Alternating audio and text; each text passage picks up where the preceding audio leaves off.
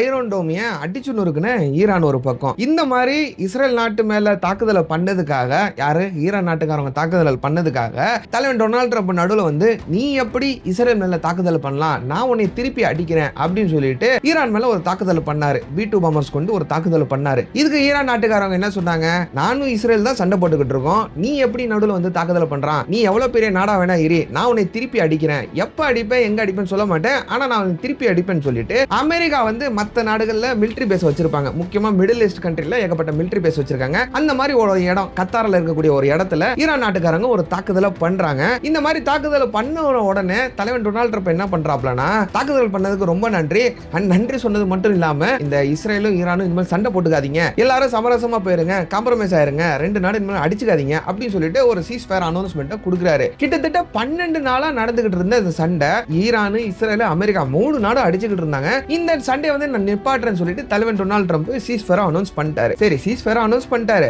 யாரா இந்த சண்டையில ஜெயிச்சதுன்னு சொல்லிட்டு இந்த கேள்வி எல்லாத்துக்கிட்டையும் இருக்குது.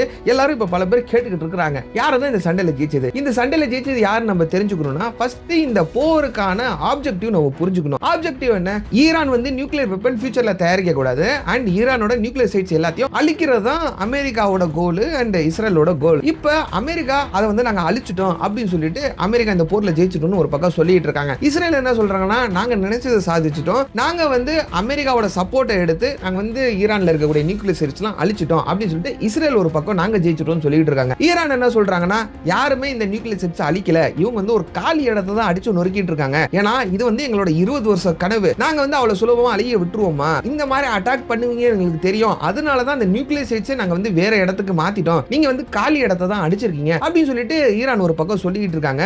யாரு தான் இந்த போர்ல ஜெயிச்சான், இன்னைக்கு வீடியோல இத பத்தி தான் நம்ம டீடைலா பார்க்க போறோம். வாங்க வீடியோக்குள்ள போலாம். அதுக்கு முன்னாடி இந்த மாதிரி வீடியோஸ்லாம் நம்ம சேனல்ல நம்ம எவ்ரிடே அப்லோட் பண்றோம், ஒன்றை கூட மிஸ் பண்ணாம.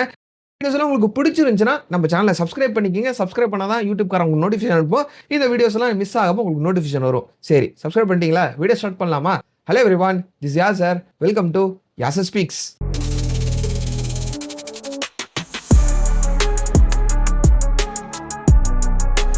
ஃபர்ஸ்ட் இந்த ஈரான் இஸ்ரேல் இந்த வார பத்தி சொல்லிடுறேன். ஜூன் 13 இஸ்ரேல் நாட்டுக்காரங்க என்ன பண்றாங்கன்னா, ஈரான் மேல ஒரு தாக்குதலை பண்றாங்க. எதுக்காக தாக்குதல் பண்றாங்க? பிகாஸ் இவங்க வந்து நியூக்ளியர் ரிசர்ச் பண்ணிட்டு இருக்காங்க.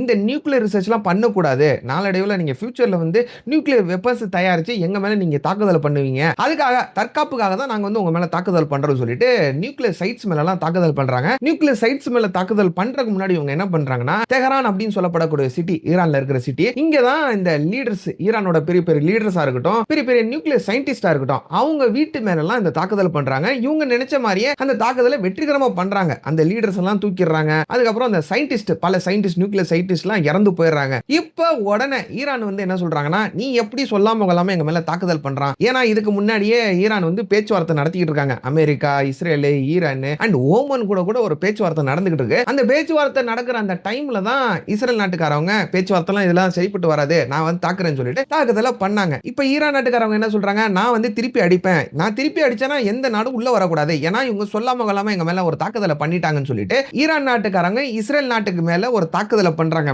மெயின் சிட்டிஸ் மேல எல்லாம் ஒரு தாக்குதலை பண்றாங்க. அடுத்த நாள் ஜெருசலம் அப்படின்னு சொல்லப்படக்கூடிய சிட்டிஸ் மேல எல்லாம் தாக்குதல் பண்றாங்க. இந்த மாதிரி ரெண்டு நாடும் அடிச்சுக்கிட்டு இருந்தாங்க. அடிச்சுக்கிட்டு இருக்கும் போது தலைவன் டொனால்ட் ட்ரம்ப் என்ன பண்றாங்கன்னா, நடுவுல வந்து ஒரு சைடு எடுத்துக்கிட்டு, யாரு இஸ்ரேல் பக்கம் ஒரு சைடா எடுத்துக்கிட்டு, ஈரான் இந்த மாதிரி நீ தாக்குதல்லாம் பண்ணக்கூடாது, எதுக்கு எப்படி நீ இஸ்ரேல் மேல ஒரு தாக்குதலை பண்ணலாம், அண்ட் அவங்களோட ஐரன் டோமியவை நீ அடிச்சு நொறுக்கிட்டியே, எப்படி நீ அடிச்சு நொறுக்கலாம் அப்படின்னு சொல்லிட்டு இவரு தலைவன் டொனால்ட் ட்ரம்ப் வந்து கேட்கிறாரு. அண்ட் ஈரானையும் வந்து வார்ன் பண்றாரு. ஏன் வார்ன் பண்றாரு பாத்தீங்கன்னா, இந்த ஐரன் டோம் உருவாக்குனதுக்கு காரணமே அமெரிக்கா தான். அண்ட் ஆஃப் கோர்ஸ் இஸ்ரேல் ஒரு நாடே உருவாக்குனதுக்கு ரொம்ப ஒரு சப்போர்ட்டா இருந்தது வந்து அமெரிக்கா தான். இப்ப அமெரிக்காவோட மிகப்பெரிய ஃப்ரெண்ட் தான் இஸ்ரேல். அதனால இஸ்ரேல் பக்கம் சைடு எடுத்துக்கிட்டு இவர் வந்து ஈரான் வந்து வார்ன் பண்றாரு. இந்த மாதிரி நீ தாக்குனது தப்பு, தாக்குதல உடனே நிப்பாட்டு அப்படின்னு சொல்லிட்டு வார்ன் பண்றாரு. அதுக்கு ஈரான் நாட்டுக்காரங்க என்ன சொல்றாங்க, நீ எவ்வளவு பெரிய நாடா வேணா இரு, நீ எவ்வளவு பெரிய ட்ரம்பா வேணா இரு, நான் வந்து உன் பேச்சுக்கெல்லாம் அடி பண்ண மாட்டேன், ஏன்னா இவன் தான் வந்து என் மேல ஃபர்ஸ்ட் ஒரு தாக்குதலை பண்ணா, அதுக்கு நான் கண்டிப்பா பதிலடி கொடுப்பேன் அப்படின்னு சொல்லிட்டு ஈரான் நாட்டுக்காரங்க தொடர்ந்து தாக்குதலை பண்ணிக்கிட்டே இருந்தாங்க. இது வந்து ஒரு கட்டத்துக்கு மேல போய் தலைவன் டொனால்ட் ட்ரம்ப் என்ன பண்ணி விட்டார்னா, B2 பாம்பர்ஸ் அப்படின்னு சொல்லப்படக்கூடிய ஒரு மிகப்பெரிய பாம்பர்ஸ், பங்கர் பாம்பர்ஸ் சொல்லுவாங்க, இந்த பாம்பை எடுத்துட்டு போய் ஈரான் மேல ஒரு தாக்குதலை பண்றாரு. ஃபோர்டோ, நெட்டான்ஸ், அதுக்கப்புறம் வந்து இஸ்ஃபாஹான், இந்த மாதிரி 3 இடங்கள்ல. எதனால இந்த 3 இடங்கள்ல பண்றாருன்னா, பிகாஸ் இந்த 3 இடங்கள்ல தான் இவங்க வந்து ஈரான் நாட்டுக்காரங்க வந்து நியூக்ளியர் சைட்ஸ்லாம் வச்சிருக்காங்க. அங்க தான் ரிசர்ச்லாம் நடந்துகிட்டு இருக்குது. அந்த மாதிரி நியூக்ளியர் சைட்ஸ்ல இவங்க வந்து தாக்குதல பண்றாங்க. இப்போ இந்த சண்டை வந்து இன்னும் கொஞ்சம் பெருசாக ஆரம்பிக்குது. ஏன்னு கேட்டீங்கன்னா ஃபர்ஸ்ட் இஸ்ரேலும் ஈரானும் தான் சண்டை போட்டுக்கிட்டு இருந்தாங்க. நடுவுல காரணமே இல்லாம ரீசனே இல்லாம தலைவன் டொனால்ட் ட்ரம்ப் வந்து ஒரு அட்டாக்கை ஈரான் மேல பண்றாரு.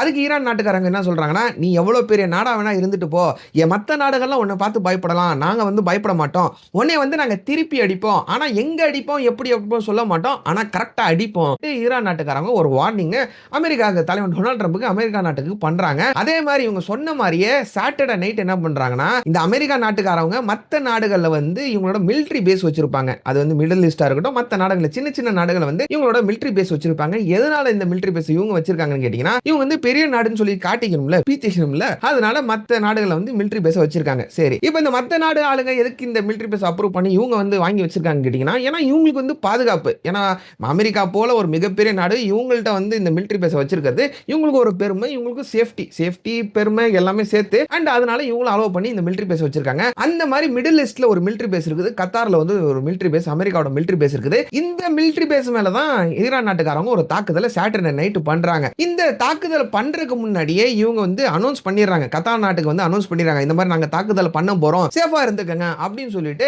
இவங்க வந்து இந்த தாக்குதலை அந்த மிலிட்டரி பேஸ் மேல பண்றாங்க, அமெரிக்காவோட மிலிட்டரி பேஸ் மேல. இப்போ இந்த தாக்குதலை பண்ணதுக்கு அப்புறம் தலைவன் டொனால்ட் ட்ரம்ப் என்ன பண்ணாருன்னா, ஈரான் வந்து சொல்லிட்டு தான் அடிச்சாங்க, ஈரான் அடிச்சதுக்கு ரொம்ப தேங்க்ஸ், சொல்லிட்டு அடிச்சதுக்கு ரொம்ப தேங்க்ஸ் அப்படின்னு சொல்லிட்டு நாங்க வந்து கிரேட்ஃபுல் டு ஈரான் அப்படின்னு சொல்லிட்டு ஒரு ட்வீட் அவரோட பிளாட்ஃபார்ம் ஒன்னு வச்சிருக்காரு, ட்ரூப் அப்படின்னு சொல்லப்படக்கூடிய ஒரு பிளாட்ஃபார்ம் வச்சிருக்காரு. அந்த பிளாட்ஃபார்ம்ல ஒரு ட்வீட்டை போடுறாரு. அண்ட் அதோட சேர்த்து என்ன சொல்றாருன்னா, நாங்க வந்து இந்த இஸ்ரேல் ஈரானோட சண்டை வந்து நிறுத்தி வைக்க போறேன், இனிமேல் ரெண்டு நாடு சண்டை போட்டுக்காதீங்கப்பா, இஸ்ரேல் நீ உன் வேலையை பாரு, ஈரான் வந்து உன் வேலையை பாரு அப்படின்னு சொல்லிட்டு இந்த சண்டைக்கு வந்து ஒரு முற்றுப்புள்ளி வைக்கிறாரு, சீஸ்ஃபயர் அனௌன்ஸ்மெண்ட் கொடுக்குறாரு. இப்ப இதுதான் இந்த சண்டையோட ஓவர்வியூ. 12 நாள் இந்த சண்டை நடந்துச்சு, இந்த சண்டை வந்து ஒரு முற்றுப்புள்ளிக்கு வந்துருச்சு. அண்ட் இந்த சண்டை முடிஞ்சதுக்கு அப்புறம் சீஸ்ஃபயர் அனௌன்ஸ் பண்ணதுக்கு அப்புறம் கூட ரெண்டு நாடும் வயலேட் பண்ணிட்டாங்க. ஃபர்ஸ்ட் வந்து இஸ்ரேல் தான் வயலேட் பண்ணதுன்னு சொல்லிட்டு பல மீடியாஸ் ஆளுங்க சொல்லிட்டு இருக்காங்க. சில பேர் வந்து ஈரான் தான் இதை வயலேட் பண்ணிட்டாங்க அப்படின்னு சொல்லிட்டு சில பேர் சொல்லிட்டு இருக்காங்க. ஆனா தலைவன் டொனால்ட் ட்ரம்ப் என்ன சொன்னாருன்னா, இஸ்ரேல் தான் இதை வயலேட் பண்ணிட்டாங்க, இஸ்ரேல் ஷேம் ஆன் இஸ்ரேல், இவங்க நாட்டுக்கு போய் சப்போர்ட் பண்ணது எனக்கு அசிங்கமா இருக்குது அப்படின்னு சொல்லிட்டு அவர் கெட்ட வார்த்தைலாம் சொல்லி ஒரு பிரஸ் மீட்ல அவர் வந்து ஒரு ஹெலிகாப்டர்ல ஏற போறாரு. அந்த டைம்ல வந்து இந்த மாதிரி மீடியா ஆளுங்கள்ட்ட சொல்லிட்டு போயிருக்காரு. ஆனா இந்த சண்டை வந்து ஒரு முடிவுக்கு இப்போதைக்கு வந்துருச்சு. ரெண்டு நாடு இப்ப அடிச்சுக்கிறது இல்ல. ஃபர்ஸ்ட் வந்து ஈரான் நாட்டுக்காரங்க என்ன சொன்னாங்கன்னா, இந்த சீஸ் ஃபயர்லாம் நாங்க வந்து ஒத்து போக மாட்டோம், நாங்க வந்து இஸ்ரேலை காலி பண்ணி தான் தீருவோம், ஏன்னா இஸ்ரேல் சொல்லாம கொள்ளாம எங்க மேல அட்டாக் பண்ணாங்க, அண்ட் அமெரிக்காவும் எங்க மேல வந்து அட்டாக் பண்ணீங்க அப்படி சொல்லிட்டு ஒரு ஆக்ரோஷமான ஒரு ஸ்டேட்மெண்ட் தான் ஈரானோட லீடர்ஸ் எல்லாமே சொல்லிக்கிட்டு இருந்தாங்க. ஆனா கொஞ்ச நேரத்துல வந்து அவங்களும் இந்த சீஸ் ஃபயரை ஒத்துக்கிட்டாங்க. இப்ப ரெண்டு நாடும் இப்ப அமைதியா தான் இருக்காங்க, சண்டைலாம் இப்ப போட்டுக்கிட்டு இல்ல. ஆனா இப்ப இந்த சண்டையில ஜெயிச்சது யாரு? ஒரு பக்கம் வந்து அமெரிக்கா நாங்க நினைச்சதை சாதிச்சிட்டோம் சொல்லிட்டு அமெரிக்கா ஒரு பக்கம் சொல்லிட்டு இருக்காங்க. இஸ்ரேல் வந்து என்ன சொல்றாங்கன்னா, நாங்க நினைச்சதும் சாதிச்சிட்டோம், எங்களுக்கு வந்து சப்போர்ட் பண்ணது அமெரிக்கா, அமெரிக்காவுக்கு ரொம்ப தேங்க்ஸ் அப்படி சொல்லிட்டு அமெரிக்காவுக்கு நன்றி கடனை செலுத்திக்கிட்டு இருக்காங்க. இப்ப ஈரான் நாட்டுக்காரங்க என்ன சொல்லிட்டு இருக்காங்க, நீங்க வந்து எங்களே அடிச்சிக்கலாம், நாங்க தானடா உங்களே அடிச்சோம், அமெரிக்கா மிகப்பெரிய நாடு, எல்லாருமே பீத்திக்கிட்டு இருக்காங்க, அமெரிக்காவே நாங்க வந்து அசால்ட்டா அடிச்சு நொறுக்கிட்டோம்ல, நாங்க தானே இந்த போர்ல ஜெயிச்சோம், நீங்களாம் இந்த போர்ல ஜெயிக்கல அப்படி சொல்லிட்டு ஈரான் நாட்டுக்காரங்க சொல்லிட்டு இருக்காங்க. இந்த மாதிரி மூணு நாடும் நாங்க தான்டா ஜெயிச்சோம் இந்த போர்ல, நாங்க தான்டா ஜெயிச்சோம் அப்படி சொல்லிட்டு மூணு நாடும் சொல்லிட்டு இருக்காங்க. அண்ட் ஆக்சுவலா யார் தான் ஜெயிச்சாங்கன்னு சொல்லிட்டு நம்ம இந்த வீடியோல இப்ப நம்ம டிஸ்கஸ் பண்ணுவோம். இப்ப யாரு தான் ஜெயிச்சாங்கன்னு நம்ம தெரிஞ்சுக்கணும்னா ஃபர்ஸ்ட் இந்த போருக்கான ஆப்ஜெக்டிவ் நம்ம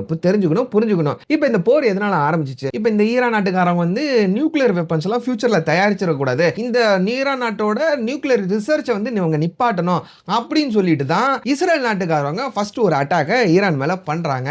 அண்ட் அந்த டைம்ல வந்து என்ன நடந்துட்டு இருக்குன்னு பாத்தீங்கன்னா, ஈரான் நாட்டுக்காரங்க வந்து ஒரு பீஸ்ஃபுல் டாக் வந்து பண்ணிக்கிட்டு இருக்காங்க, ஓமன் நாட்டோட அதிபரோட பண்ணிக்கிட்டு இருக்காங்க.